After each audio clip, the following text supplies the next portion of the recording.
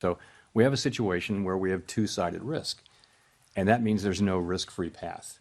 Chair, in the past, during rate cuts, you used the word recalibration. And I wonder if you pointedly did not use it this time.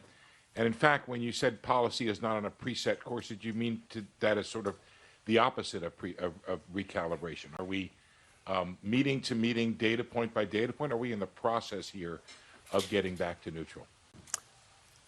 So I think we're in a meeting by meeting situation. We're going to be looking at the data. We do sometimes discuss them.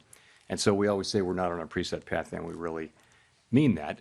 The actual decisions we make are going to be based on the incoming data, the evolving outlook, and the balance of risks at the time the decisions are actually made. You know, it is such an unusual situation.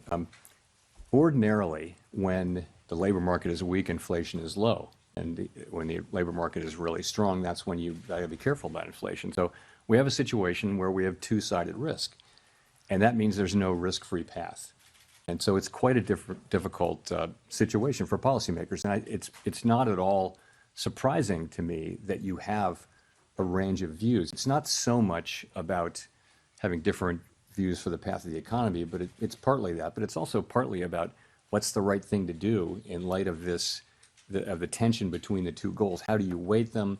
How worried are you about one versus the other? And so it's natural. I think it would actually be surprising if you didn't have a pretty wide range of views based, in this kind of highly unusual situation, and we do.